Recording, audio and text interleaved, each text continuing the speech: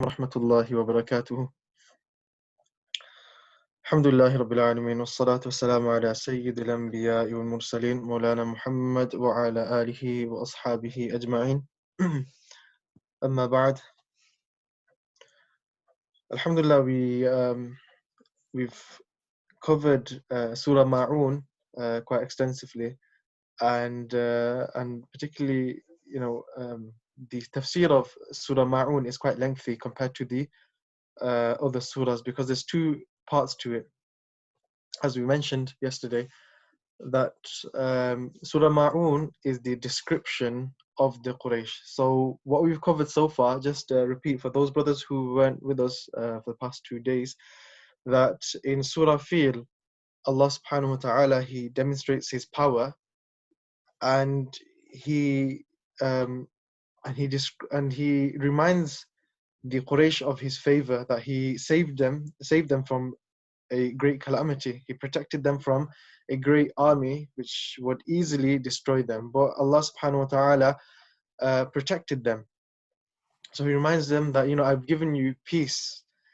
And in Surah Quraysh, Allah subhanahu wa ta'ala reminds them again that, not only did I give you peace, I protected you from such a large army, I also gave you prosperity, that you were able to travel throughout the year, and you had no issues with security, you had no issues with food, even though we know that Mecca is such a barren land, but yet Allah subhanahu wa ta'ala has blessed them so much with food, with aid, and even till today they have so much food.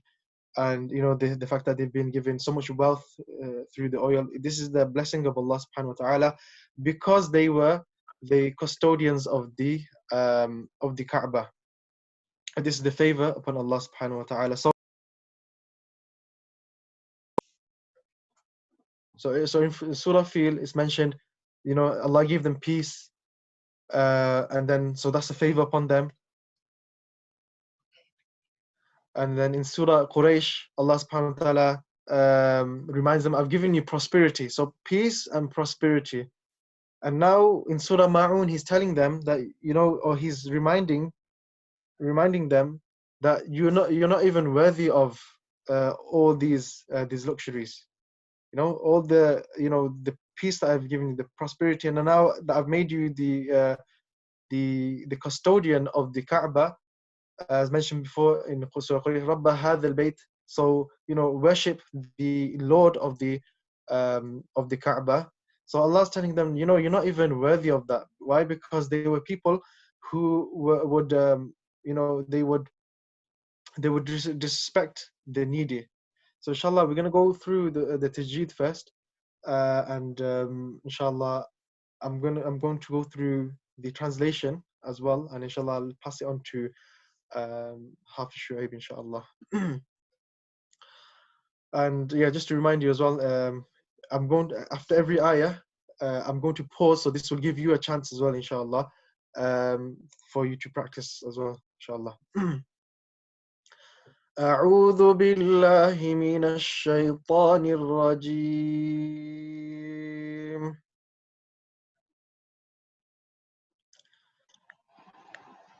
بسم الله الرحمن الرحيم.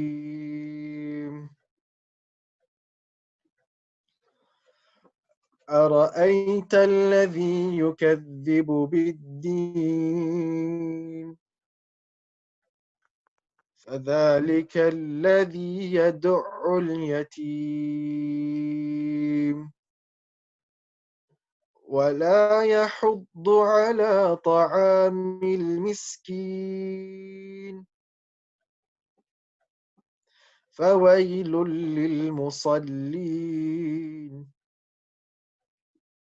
الذين هم عن صلاتهم ساهون الذين هم يراءون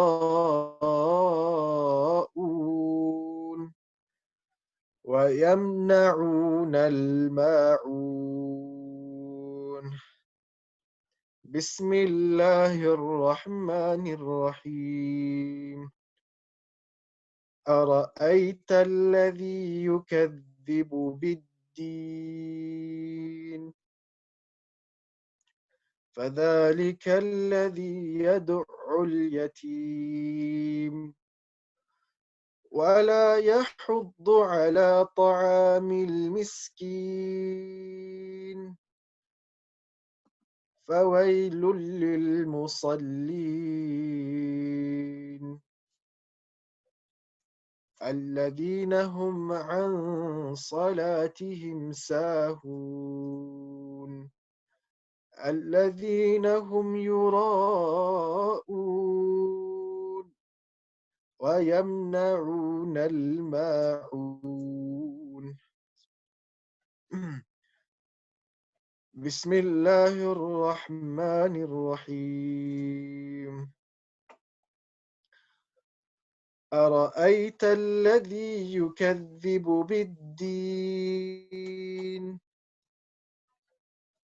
فذلك الذي يدع اليتيم ولا يحض على طعام المسكين فويل للمصلين الذين هم عن صلاتهم ساهون الذين هم يراءون ويمنعون الماعون صدق الله العظيم. Inshallah, I'm just going to go through the translation and before I pass it on to Ustadh Shuaib, inshallah. Bismillah ar-Rahman ar-Rahim. أرأيت الذي يكذب بالدين. Have you seen the one who denies the deen? And yesterday we mentioned the deen here is referred to the day of judgment. So these people, they were people who would reject Qiyamah, particularly they rejected resurrection. And the Messenger of Allah sallallahu alaihi wasallam had reminded them as well, or in the Quran, they are reminded that why is it difficult for you to not to reject? Why is it difficult for you to believe in resurrection when Allah subhanahu wa ta'ala, when He created you from nothing? So أرأيت, so Allah is talking to the Prophet Muhammad sallallahu alaihi wasallam. أرأيت, have you seen? So He's reminding them, and He then will remind the Quraysh. الذي, those people, يكذب بالدين, those who deny, يكذب بالدين, they deny the deen. فذلك الذي يدع اليتيم, and that he repulses the orphans, that they do not treat the orphans well. So فذلك الذي يدع, those people, يدع means they repulse them, or they shove them away, or they treat them harshly, or they're very rough with them. Al-yatim, the orphans. And we mentioned yesterday, particularly it's mentioned about the orphans, and because these people were the custodians of the Kaaba, and they would every year, so they would sacrifice, just as we do in Udhiyah and Qurbani, we sacrifice an animal. So as the Hajj period would come, they would sacrifice these animals, and obviously when you sacrifice animals and you distribute the meat, who do you give it to? You give it to the needy. They would not even give it to the needy. They would just give this meat, and they would just distribute it amongst themselves. So they would not even give to the needy. And amongst the needy, the most important people are the orphans, or the most needy from the needy are the orphans. وَلَا يَحُضُّ عَلَى طَعَامِ الْمِسْكِينِ. وَلَا يَحُضُّ, did not urge عَلَى طَعَامِ الْمِسْكِينِ, on feeding the needy. So Allah is showing them and telling them that you're not, Allah is describing these people, that you're not fit to be custodians of the Kaaba. You're such wretched people. So now He then talks about how they pray. So these people, they're such bad people, but even when they pray, well, they used to pray, but when they used to pray, they were heedless. فَوَيْلٌ لِلْمُصَلِّينَ. So this is why Allah subhanahu wa ta'ala says فَوَيْلٌ لِلْمُصَلِّينَ, destruction, فَوَيْل. destruction or curse للمصلين, for those who pray, right? الذين هم عن صلاتهم ساهون, those people who are sahun, heedless. So sahun, as we mentioned yesterday, the many translations of it, and the mufassirun, they mentioned many translations or many interpretations. One is the heedless, the neglectful, or even they're talking about those hypocrites. They would pray for people, not for Allah subhanahu wa ta'ala. And this is the salah of a munafiq, that when he prays, he only prays for the sake of people. He doesn't pray for Allah subhanahu wa ta'ala. And also there's another interpretation, is that they are lazy as well. So as we mentioned before, that these surahs, the Quran was not, yes, the Arabs were the first recipients of the Quran, but we have to take heed from it. Quran was revealed to us as well, right? Yes, it's directly talking about the Quraysh, but also it could talk about us as well. So for waylul lil musallin, destruction upon those who are sahun, those people. So we could easily fall under one of these categories. That when we are lazy in our salah, for example, when a person, when he prays, he leaves it right till the end, right? Where he leaves his salah right till the end, or he doesn't pray at the appointed time. So this could come under sahun as well. And there's harsh words as well. For waylul lil musallin, this is very, this means destruction upon those people. And not only that, it could also mean Jahannam upon those people, because Wail is a place in Jahannam, is a valley in Jahannam. So imagine where we are amongst the sahun. May Allah save us, may Allah protect us from becoming amongst the sahun. And we are reciting these surahs every single day, and we are cursing ourselves. We ask Allah subhanahu wa ta'ala to protect us. Moving on. فَوَيْلُ لِلْمُصَلِّينَ الَّذِينَ هُمْ عَنْ صَلَاتِهِمْ سَاهُونَ الَّذِينَ هُمْ يُرَاءُونَ. So those people, they do it for show. يُرَاءُونَ. They do good deeds only for the sake of people. They don't do it for anybody else. And this, you can say, is a minor shirk, or it's a form of shirk. That when you do any good deeds, or any deed, you don't do it for the sake of Allah, you do it to show people. And now, if I'm not mistaken, a hadith mentions as well that on the Day of Judgment, that these people who used to do good deeds for the sake of people, they will be told that they will have to go to these people for these deeds. Why? Because they didn't do it for Allah subhanahu wa ta'ala. And if they did it solely for the sake of Allah subhanahu wa ta'ala, they they wouldn't care about anybody else. So especially at the time of Ramadan, when people are giving charity, it's important that yes, we should encourage other people as well, but it's important that we do good deeds in secrecy as well, right? When we an advice I was given to myself once, whenever you do a deed which is in public, always follow it up with the deed in privacy, in secrecy. So always follow up with that, because we do not know how sincere our intention is. الذين هم يراءون ويمنعون الماعون, and they withhold, as mentioned before, ma'un. The surah is called Suratul Ma'un. Ma'un means small deeds. So it's referred to as well, I'll explain inshallah. Ma'un are referred to them small, or which are considered as small things. So for example, the reason why it's mentioned ma'un here, that these people, they're so wretched, or they're so stingy as well, that they do not give to the orphans. They're so stingy that even when it comes to borrowing something or lending something, they would not even lend their neighbors. So for example, utensils, if their neighbor was to ask for something, they would not even give that, even though they know that it'll be fully intact. This is how bad small little things, small utensils, small household things. So imagine your neighbors, they want to borrow a baking tray maybe, and you don't even give them that, and definitely you'll get it back in there's no damage that's going to happen to it. So these people, they were so stingy that they would not even lend even the smallest things. So may Allah give us the ability, and may Allah give us the tawfiq to have khushu' in our salah. We ask Allah subhanahu wa ta'ala to protect us from being amongst the sahun, those people who are heedless in their salah. Inshallah, I'll just pass it over to Ustadh Shuaib to also give us some insight into the surah as well. Inshallah. Jazakumullah khair.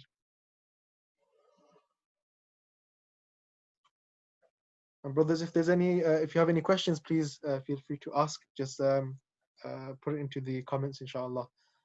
Jazakumullah khair. And tomorrow, inshallah,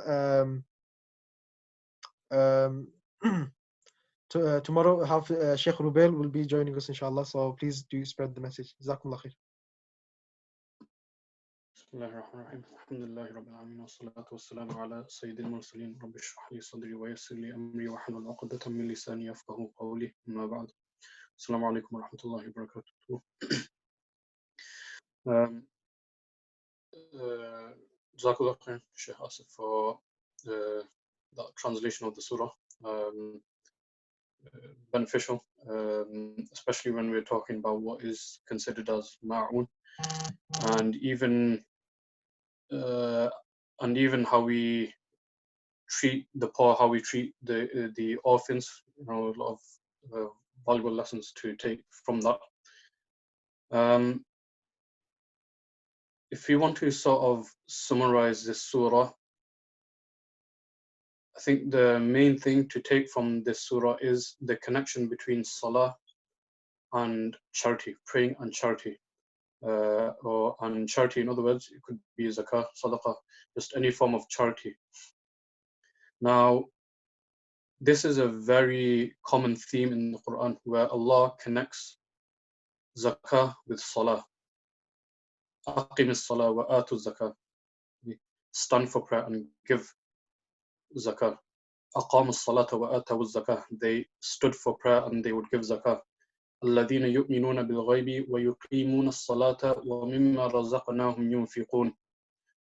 They who believe in the unseen and they stand for prayer and they give to people from their own rizq, from their own wealth. It's a very common theme, and this shows the tie between the two, that without zakah you cannot, your salah cannot, it's not as pure as it should be, and you cannot simply be charitable if you're not standing for prayer. These two things, they're so connected that Allah mentions them over and over and over again throughout the Quran.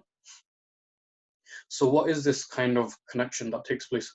Now, when we stand for prayer, okay, we stand for prayer, and the whole purpose of the prayer itself is to, not only adhere to the commandment of Allah, because that's the first and foremost important thing when it comes to salah. The reason why we do it is because Allah ordered us to, plain and simple.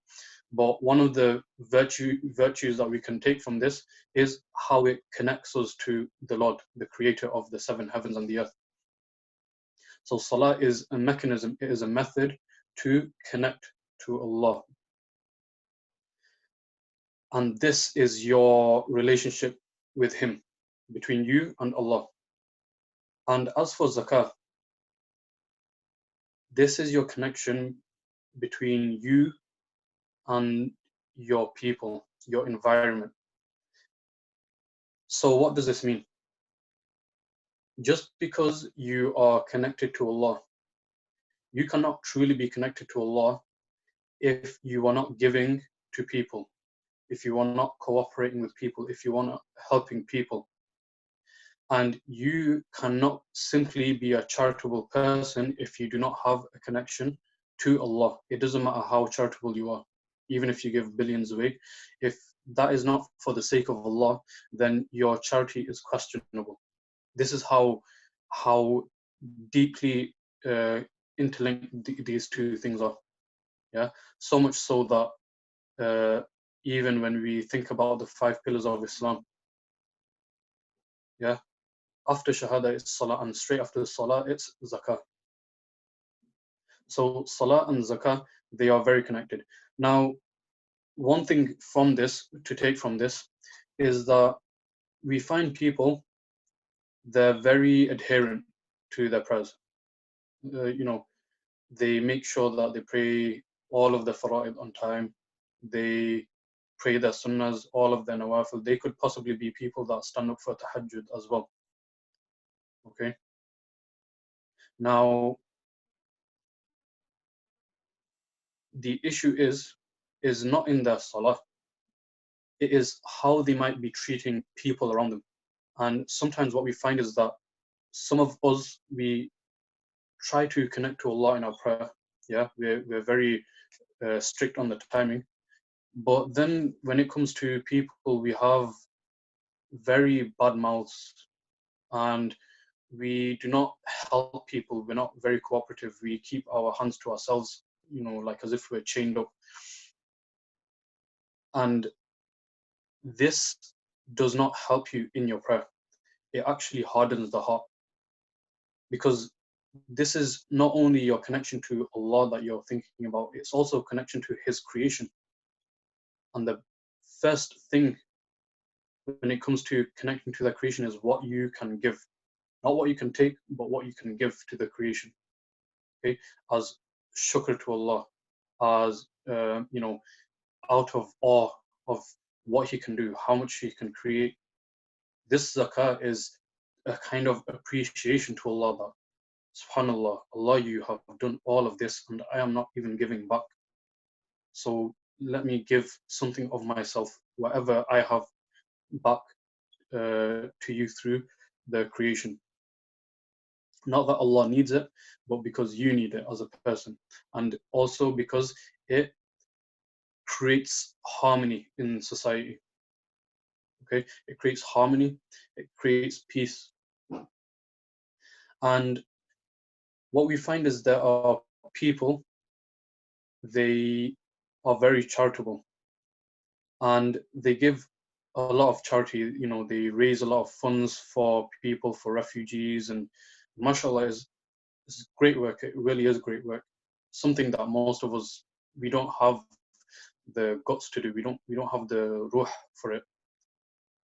But what happens is, sometimes we can be very charitable, but why are we doing what, or should I say, why are we giving that charity in the first place?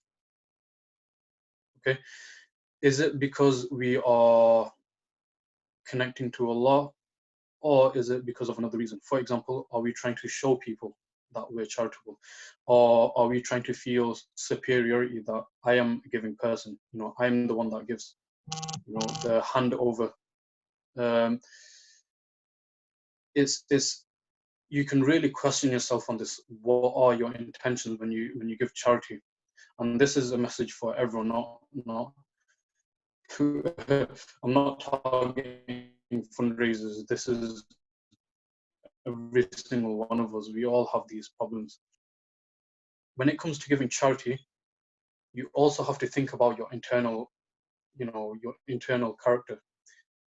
Are you connected to Allah enough when you're giving charity? Okay, and this really boils down to your intention. It really does.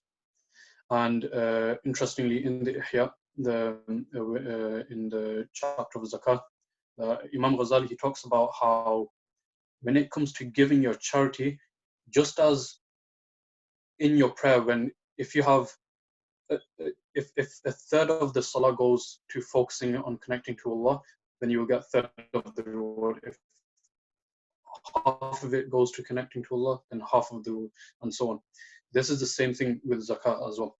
It depends on how much of your own, your own sincerity goes into giving that wealth of yours. Okay? How much devotion to Allah is in that wealth when you're giving it. Okay, so both of these things are very connected, so connected that Allah always mentions zakah straight after salah, like as if they're inseparable. And another thing from this that we can take is that it's also a question of Are we conscious of what is to come? Are we conscious of what is after this life when we pass away? Okay, many of us, if we're not strict on our salah and we're not strict on how we can help people, okay, what we will realize is that the less we are connecting ourselves to these deeds and connecting ourselves to these actions, and to make sure our character is in the right state, we are not really taking notice of death. We're not taking notice of the afterlife, the hisab, okay, the judgment, Jannah and Jahannam. And you'll notice that the people that are, really devoted to this, they're very cautious of this, and they're muttaqeen, they have taqwa when they do this in their salah and their zakah. They're the people that are so focused on resurrection. Okay, you will notice that they're very focused on the resurrection. They're very focused on their own death, their own mortality. Okay, one day I will die. If I die, what state will I die in? Will I be someone that devoted their life to Allah, or will I be someone that was heedless? So heedless that I was stingy when it came to my connection to Allah, and I was stingy when it came to my connection with the creation of Allah. Okay, this is what it means when we say أَرَأَيْتَ الَّذِي يُكَذِّبُ بِالدِّينِ, those who deny the afterlife, the resurrection, the day of judgment, the hisab. Okay, who are these people? They are the people that are stingy with their wealth. Okay, they hate giving. They are the people that are heedless in their salah, and the only reason they do it is to show off. Okay, this again, I refer back to the Ihya a lot because I take many lessons from that book. That if you get rid of one bad characteristic in your heart, okay, if you remove one bad characteristic from your heart, it does not matter if you have completely rid it from your heart, because you have these other characteristics to get rid of. And if you do not get rid of every single bad characteristic from your heart, then you are not devoted to Allah yet, or at least completely devoted to Allah yet. It is like, imagine you have dirt on one side of your clothes, and you have dirt on the other side of your clothes. Okay. Now, it does not matter how clean you make one side of your clothes. It could be the most hygienic place on this earth. It could be 100% clean. But does that mean you are pure if you still have filth on the other side? No. You know that in Islam that we have to get rid of najas, we have to get rid of impurity. Okay. So just because you get rid of one bad attribute, one bad sifa, you have to also get rid of every other one, because they are all connected. Okay, as long as there's even you could say mithqala dharra, even an atom's weight of evil in your heart, that we have to take account of that. We have to reflect on that, because they are all connected. All bad characteristics are connected. Okay, this is not an easy process, but it happens with through sincerity to Allah, through good intention, and trying to push yourself. It's always about pushing yourself beyond what you think you're capable of. And this comes down to, and this is coming back to the surah, that we may be Muslims. Okay, imagine the kuffar. Okay, imagine they became Muslims. Now, you cannot be a complete Muslim if you still have nifaq in your heart. Okay, like Sheikh Asif said, We don't want to translate nifaq to hypocrisy because it reduces the word to something that the word should not be reduced to. But the main thing is nifaq. It's sort of like a mask. Okay, you think you are one thing, but inside there's something else going on. Okay? That is most of us. Most Muslims. Okay, I'm not even talking about non-Muslims. Most Muslims have this problem. Okay, so the person that denies the religion, denies the afterlife, okay, fine, he is a kafir. Okay, but what if you still have nifaq in your heart? Does that mean you are completely pure from the state of kufr? Okay, going back to how bad character, every single type of bad character is connected. When you have an atom's weight of nifaq in your heart, are you completely free from kufr? Okay, and this is what this surah is telling us, that you know, someone that denies the religion, this is what will manifest in his character. Okay, they will be heedless in their salah. They will be stingy when it comes to their wealth. They will not like giving to people. Okay, so these things are connected, and going back to the first point, simply, if you want to boil it down to anything, is look at the connection between salah and zakah in this surah. Okay? Jazakallah khair. Does anyone have any questions?